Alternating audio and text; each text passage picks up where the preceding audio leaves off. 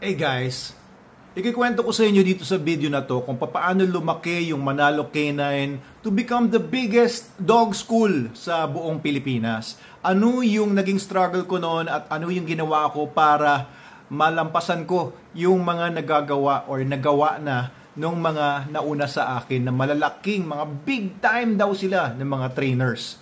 Okay, so ito, this will also help a lot of business owners na stuck, kagaya ng isang kaibigan namin, no, na meron siyang business ng mga food, no, gumagawa siya ng mga puto pao, mga kung ano-ano mga alam niyo yan, mga pagkain, mga bilo-bilo, pero hindi niya alam kung paano gawin itong sikreto na ito. Actually hindi naman siya secret, no. Paano niya gawin ito na ginawa ko noon, kung kaya't lumaki kami at maraming negosyo na hindi lumalaki. Ito po yung tinatawag na delegation. Ayan, no? This video is not for yung mga big time na mga negosyante na, no? I'm sure alam na alam nyo ito. You'll probably be bored to death watching this, but this would definitely help a lot of people I know, and I'm sure na magsastruggle or nagsastruggle sa kanilang mga sinisimulang business. I'll tell you my story and alam ko mapupulutan nyo ito ng aral. Okay, so ito, nung year 2007 nga, pinanganak ang Manalo Canine. Actually, Manalo Pet Shop noon, and then merong bumibili sa aming pet shop noon na isang dog trainer. Okay, nandun pa kami sa Grand Valley sa may mahabang parang sa Angono, Rizal. Yung trainer na to, nakita niya yung mga boy ko noon, yung mga tigalinis ko, dalawa yon. Sabi niya, itong boy mo, masipag to. Gusto mo, turuan ko yan ng dog training. Sabi niya, ganyan. Sabi ko naman, sige, papaano ba? Kasi nagtitrain ako ng mga aso noon. Hindi ako nag-offer ng dog training. Pet shop lang naman kami noon. Marunong ako mag-train ng aso kahit papaano, no? Although hindi ako tumatanggap ng mga kliyente. Pero etong sabi nung dog trainer, tuturuan daw niya yung isang kennel attendant ko or yung boy ko noon sa bahay na magiging trainer. So pinaturuan ko siya, no? Nagbayad ako something like 8,000 pesos para turuan niya yung boy ko. Nagpupunta sa bahay niya yung boy ko. Tapos after ilang mga sessions, no, ilang weeks, marunong na daw siya mag-train. No? Sabi ko, sige, offer tayo ng dog training. Doon po pinanganak naman yung Manalo Canine, yung dog training namin. Doon pinanganak sa Grand Valley, sa Angono, yung Manalo Canine Dog School. So, ang nangyari noon, ako at saka siya nagtutulong sa pagte-train, and yung ibang boy ko nag-a-assist din. So it's basically me and my boy my boy. Anyway, kaming dalawa yung nagte-train ng mga aso na nagpapatrain nung mga nagpapatrain sa amin noon. So nag-offer ako ng mga special discounts para dumami yung mga magpapatrain sa amin. Nag-upload ako ng mga videos sa YouTube at saka sa Friendster pa noon.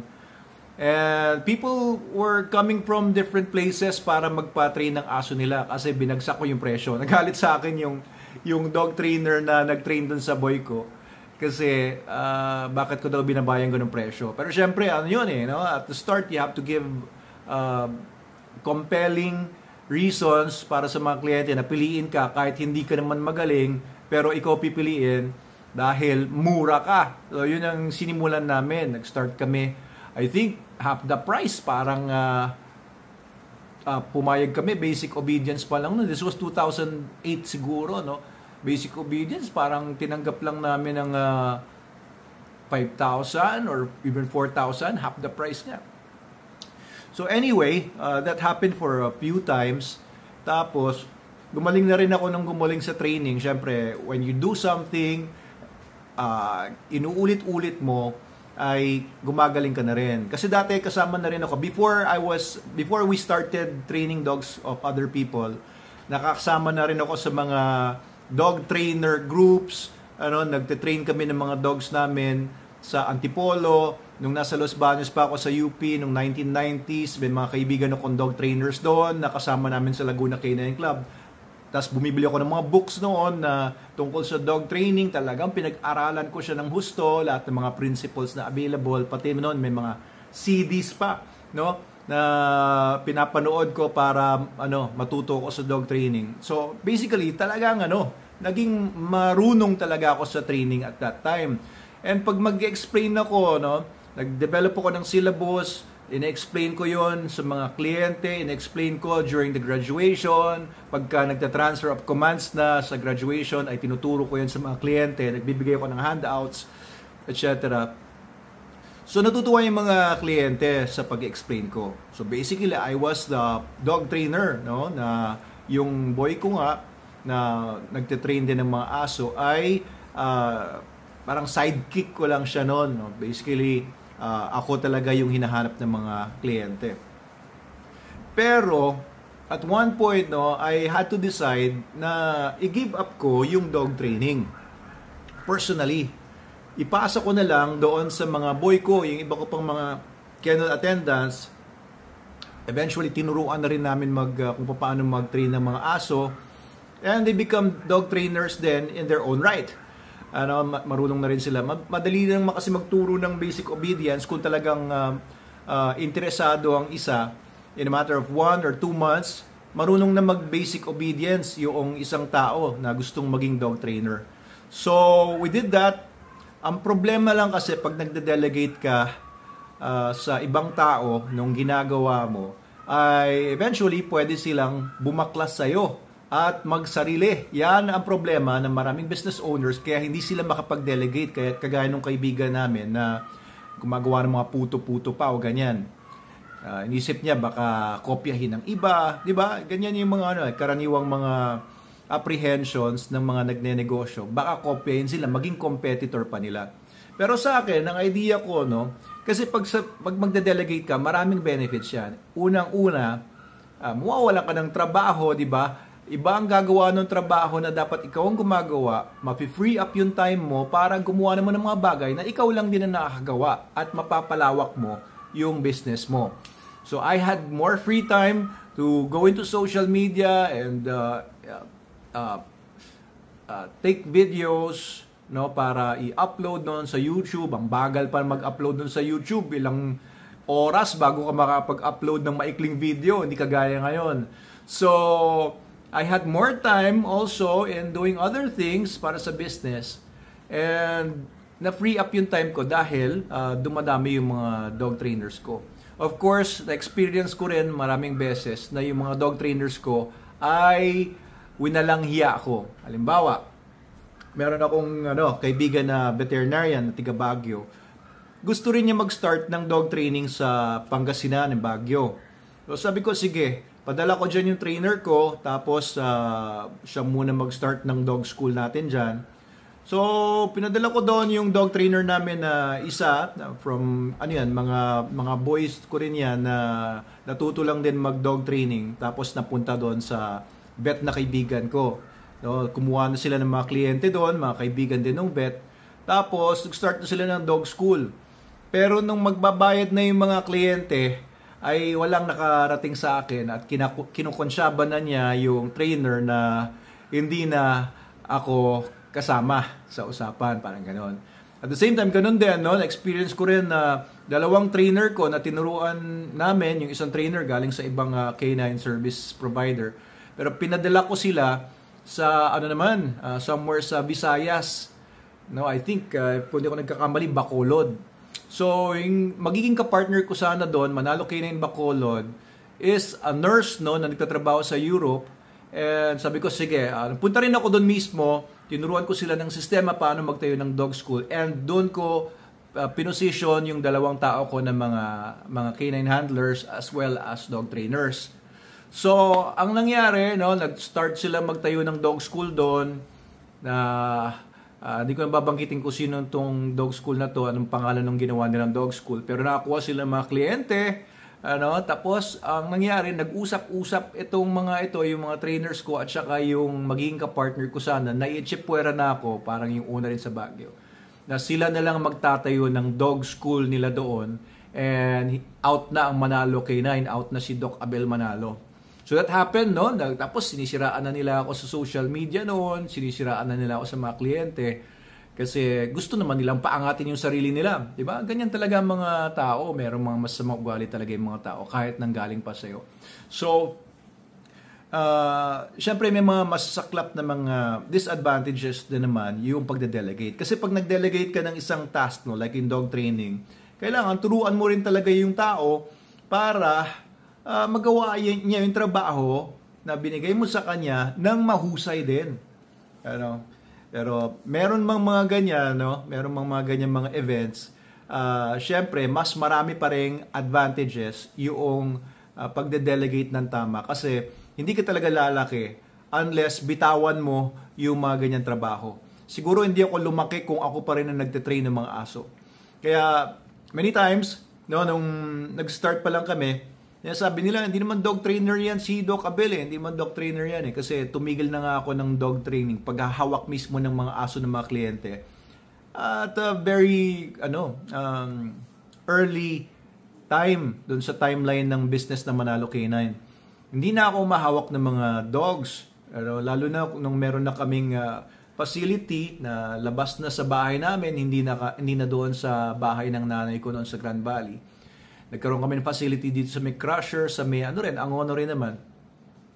Yung mga trainers ko na, yung tumatanggap sa mga kliyente, nakikipag-usap sa kliyente, yung admin ko na yung gumagawa noon, and tumatanggap ng bayad, nagbibigay ng mga updates, nagtitrain sa mga aso nila, and nagtatransfer of commands dun sa mga kliyente. Until ngayon, Manalo Canine has about mga 35 to 37 dogs ngayon at ngayong while I'm speaking, na ang mga nagtitrain ay yung mga magagaling kong mga trainers. So, this is 2024 na ngayon. Starting ng 2027, 17 years ago, no, nag-start ang Manalo Canine. And now I have 6 full-time trainers and helpers. No? Nandyan si Aldrich Bogs Bakay, kapatid noong una kong trainer, na si Aldrich, no, dating pumasok lang sa amin yung tiga-alaga lang, bilang tiga-alaga lang ng mga puppies. Nakastay siya sa isang whelping room, tapos doon lang siya. Tiga-bantay lang nung nanay na nanganak at saka yung mga puppies. Pero nung nakikita niya may mga nagte-training para maging canine handlers, nagpapadala kami ng mga canine handlers doon sa Afghanistan. Sabi niya, gusto ko rin maging handler. Pwede bang mag-training din ako para maging canine handler? After nung trabaho ko, sabi ko, sige, basta tapos na yung trabaho mo, tapos wag mo pababayaan yung mga inaalagaan mong mga tuta, sumama ka sa training. Ganun ang ginawa niya. After 1.5 months, ay nag-graduate na siya as a canine handler. So, at that time, kliyente namin ng Pandacan Oil Depot sa Manila. So, kailangan namin ng isa pang trainer doon, pinadala ko. Maliit yon si Aldrich. Parang wala pa siyang 5 feet or 5'1" lang ba? Parang ganyan. Tumawag sa akin yung operations manager doon sa Pandacan Oil Depot, si Engineer Roque. Sabi ni Engineer, Doc, huwag ka naman magpadala dito ng grade school. Sabi ko, grade school? Ang liit ng pinadala mong handler. Sabi ko, sir, yan ang isa sa pinakamasisipag at pinakamahusay namin canine handler. Sabi ni engineer, kahit na, papahiya tayo sa mga boss at pauwiin ko to. Palitan mo to ng handler na malaki. Siyempre, umuwi si Bogs, no? Ang araw na yon, parang 1 day lang siya nakapag-duty. Pag uwi niya, dalang backpack, nandun ako sa crusher sa office namin, dumating si Bogs. Tapos, medyo malungkot, syempre, diba, pangarap niya, natupad na niya, maging canine handler na siya, tapos pinaalis siya doon after 1 day. So, lapit siya sa akin. Sabi ko, wala, hindi tayo, hindi ka obra daw doon Anyway, ganito, saktong-sakto, yung director ko for training noon, ay nagloko, nagda-drugs pala, at, siguro mga, year 2010 yata ito. Tapos niloloko ako, kumukuha ng mga clients for training. Tapos doon tinitrain sa labas lang ng training center namin sa may loob naman. Pero hindi ko makikita. Dinadaya pala ako noon para sa kanya mapunta yung bayad ng kliyente. Well, anyway, Tinanggal ko yon. Sabi ko kay Bogs, ganito, bakante ang training director position. Hindi ka trainer, pero ang gagawin ko sa'yo, tuturuan kita kung paano ka magiging the best trainer sa buong mundo. Basta makikinig ka lang sa akin, susunod ka lang sa akin. Gagawin mo ba yon? Gusto mo ba yon? Sabi naman ni Bogs, si Aldrich, sige po. Okay, so from that day onward, tinuruan ko na siya kung paano mag-train ng mga aso. And good student naman siya, trainable, at maganda naman yung attitude, no? Wala akong problema kay Bogs hanggang ngayon, no? Kasama pa rin namin siya sa company. And he's the senior trainer ng Manalo K9. He's probably trained thousands of dogs, literally, no? Simula nung mga time na yon hanggang ngayon, thousands of dogs from clients as well as yung mga sinupply namin sa Coast Guard, Malacanang, sa Army, at saka sa mga detachments namin sa Okada, Soler, Resort World, etc. Siya talaga nag-train ng mga yan. Along with his co-trainers, of course. So, ang lesson ko dito, gusto kong i-share sa inyo is, mahirap din mag-delegate talaga. Pero kailangan mong gawin yan kung gusto mong lumaki. Hindi mo pwedeng hindi mo pwedeng angkinin kasi lahat ng trabaho. Pero may mga safeguards naman na pwede mong gawin para hindi ka makaiwas ka dun sa mga potential problems ng pagde-delegate. Isa, yung i-hire mo or yung pagde-delegatean mo ng trabaho is dapat mapagkakatiwalaan mo. Okay, screen mo muna. Of course, hindi lahat ng akala mo mapagkakatiwalaan ay eventually talaga mapapagkatiwalaan. Diba? Sugal yan. Hindi rin lahat ng akala mong hindi mo mapagkakatiwalaan ay hindi talaga mapagkakatiwalaan. Minsan sila pa yung nagiging mapagkakatiwalaan sa business mo. So, una, make sure na yung pagde-delegatean mo ng work ay maaasahan mo naman. Diba? 80% sure ka, okay na yun. Hindi naman mawawala yan. At saka ganito naman kasi yan eh. Kung ang pinoproblema mo is baka maging kompetensya ka niya later on. Kung magaling ka, husayan mo talaga yung ginagawa mo. Kahit bumaklas pa sa iyo yung tao na yun na pinag-delegatean mo and kalabanin ka, wala namang problema yun eh. Palaki naman ng palaki ang market. Magkaroon ka ng mindset ng abundance kaysa mindset ng scarcity kasi napakaraming kliyente sa totoo lang. Whether ang business mo ay food, ang business mo ay dogs, ang business mo ay real estate or whatever, napakalaki ng market. Dito pa lang sa local market mo or sa buong Pilipinas, buong mundo. Pwede mong market kaya hindi mo dapat katakutan, mawawalan ka ng mga kliyente kasi sobrang dami po niyan, lalo na ngayon may social media tayo. Ito pa, gumawa kami noon, yung mga year 2009, kapartner ko kasi mga Amerikano sa Vigilant Canine Services. No? Ito yung mga veterans ng US Marines, US sa police, at US military, basically. Tinuruan nila ako na gumawa ng non-disclosure, non-compete agreement. Okay, so lahat ng mga employees mo, bayaran mo ng tama, alam mo yon, bigyan mo sila talaga ng mga benefits nila. At the same time, dapat lahat ng employees mo may employment contract. Kung hindi ka marunong gumawa ng employment contract, ay pwede naman i-research yan. Pwede ka namang manghingi niyan sa ibang mga taong merong kumpanya o kaya pwede mong hingin kay ChatGPT. Kung familiar ka na sa AI. So anyway, dun sa employment contract, dapat pipirma siya sa isang clause doon na non-compete. Okay, non-compete, non-disclosure. Doon sa non-compete, sinasabi doon na kung sakaling mawala na siya sa business o mawala na siya sa kumpanya mo, mawala na siya under you, hindi siya pwedeng makipagkompetensya sa iyo or pumunta sa ibang kumpanya na kakompetensya mo yung business noon, or hindi siya pwedeng maging involved sa kahit anong business, or hindi siya pwedeng mag-solo. Nandun yun, nakaspell out yun doon sa non-disclosure and non-compete agreement sa employment contract. Ngayon, doon sa non-disclosure ay hindi rin niya pwedeng supposedly kwento sa iba yung mga trade secrets na natutunan niya or yung mga mismong mga mga confidential na mga matters sa loob ng business mo. Panotaryo mo yung employment contract, dapat meron kang kopya, yung lawyer na notaryo at maaaring bigyan mo rin siya ng kopya ng contract niya. I-enforce yan kapag notarized.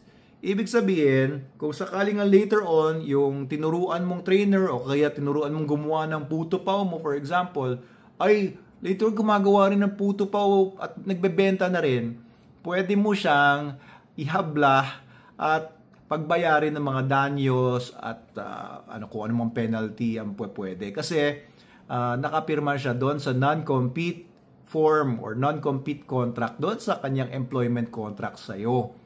Okay, so i-word mo yan properly, gawin mo yan properly para meron kang safeguard, no, na hindi siya makikipag-compete sa'yo. Pwede mong gawing limit lang, 5 years, within 5 years na pagkaalis mo, umalis ka ngayon, 5 years, hindi ka pwedeng makipagkompetensya sa akin. After 5 years, pwede mo naman siya i-allow. Depende naman doon sa contract na gagawin mo. Minsan mahirap yon kung trainer na rin siya at hindi siya pumayag. Pwede mo naman sabihin, pasensya na, kung hindi ka papayag na pumirma dyan sa non-compete, hindi kita pwedeng i-train, hindi kita pwedeng kunin as an employee or what. No? Nasa inyo naman yung usapan. Pero isa yan sa mga pwede mong gawin para yung tinuruan mo at yung pinag-delegatean mo ng trabaho ay hindi ka kukompetensyahin or hindi lalapit sa iba na competitor mo later on at doon naman magiging advantage nung kalaban yon. Pero alam nyo, sa totoo lang, sa amin, no, sa maraming mga naging trainer sa amin, naging handlers, lumipat sa iba, hindi ko naman masyadong problema din yung naging kompetensya namin sila. Kasi una, branded kami, di ba? Palakasin mo yung brand mo in such a way na sa'yo pa rin naman pupunta yung mga tao dahil alam nila yung quality ng work na ginagawa nyo. Kasi kahit na yung mga trainers namin na lumipat sa iba, hindi naman nabibigay yung kaya naming ibigay. For example, yung lifetime guarantee namin sa mga nagpapatrain sa amin ng mga dogs. May lifetime guarantee kami, meaning kapag natuto yung aso sa amin, nag-graduate sa amin, later on, nandun na sa owner, after ilang years, hindi niya naturuan, nakakalimot yung aso, nakakalimot din kasi yung mga dogs. Balik nyo sa amin, ititrain namin for free. Sa sa iba, yung mga dog trainers, paano nila mapapromise yon sa mga kliyente nila? Yung iba naman, ay wala naman silang proper dog school, hindi talaga sila registered or maaaring hindi nila kayang panindigan yung mga ganong mga guarantees. Isa pa, ang dami po talaga hindi ko problema yan. Hindi ka mababa na kami pagka nasa mga 30 kami na nagpapatrain sa amin buwan-buwan. Mababa na yun masyado para sa amin. Hindi kami naubusan. Biruin nyo, ilang taon na kami in business, 17 years. Pero hindi naman kami nawawalan ng mga nagpapatrain sa amin ng mga aso. Dumadami pa nga.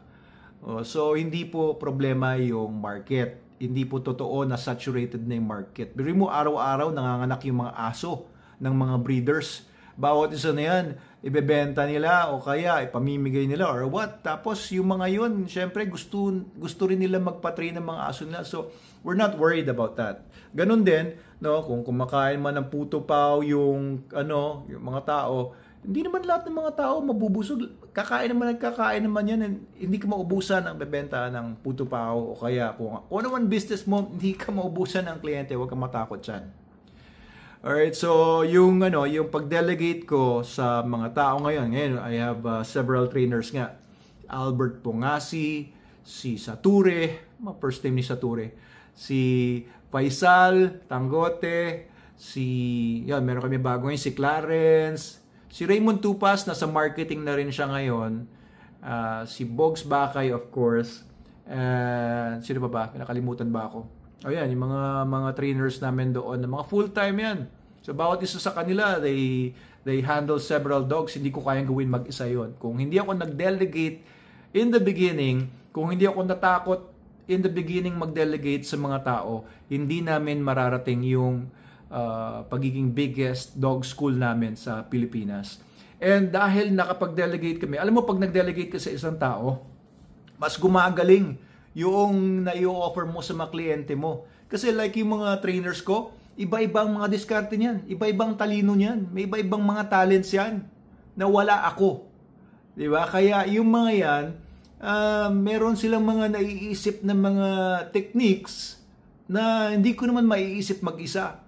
Kaya mas magaling sila actually na ngayon kesa sa akin dahil hindi ko na hinawakan mga dogs for so long na. Siguro last time I trained a dog several years ago. And hindi ko ginawa na yan simula nung mga first 2 years siguro, 3 years sa Manalo Canine. Hindi ko na ginawa yung talagang ako yung nagtitrain ng mga dogs. Diba? Eh natatakot ako nung time na yon na baka yung mga kliyente hindi nila gustong kausap yung mga boys ko. Excuse. Baka yung mga kliyente hahanapin ako dahil ako talaga yung veterinarian. Na-explain ko to a scientific level yung pagtitrain ng mga aso, etc. Excuse me. So, ibig sabihin, yung mga kinatatakutan ko noon sa pagde-delegate ay na-overcome ko and hopefully mo-overcome nyo rin. Marami kasi mga businesses, no? Marami mga gusto magnegosyo. Stuck sila sa very low level kasi hindi sila marunong mag-delegate. If you know how to delegate properly, if you know how to give the work that you're doing sa iba properly at maging super delegator ka or maging master delegator ka, that's one skill na kailangan mo para umangat yung level mo sa pagiging negosyante. At sinishare ko sa inyo ito ngayon, I'm sure marami kayong matututunan doon sa kwento namin sa Manalo Canine. And now, I'm very proud I've got such a big company, no? Meron kaming animal registry, meron kaming dog food brand, yung SDN na talagang tinatangkilik ng maraming mga tao. Meron kaming dog soaps, no? Meron pa kami ngayon yung Manalo Resort Hotel, no? Meron na akong iba-ibang mga businesses. Hindi ko magagawa lahat ng yan kung hindi ako marunong mag-delegate. Kung hindi ko dinelegate yung dog training skills ko or yung dog training tasks ko sa ibang tao in the very beginning. Ngayon, yung mga trainers ko, maaaring later on, di ba, mawala din sa akin yan. Maaari din sila ay maghanap ng ibang company o kaya baka naman sila ay mag-solo. Wala namang problema sa akin yun. Of course, meron silang non-compete contract na pwede namin ma-enforce. Pero, we're growing at such a good rate na happy naman sila sa mga sweldo nila, mga benefits, na meron pa sila mga commissions.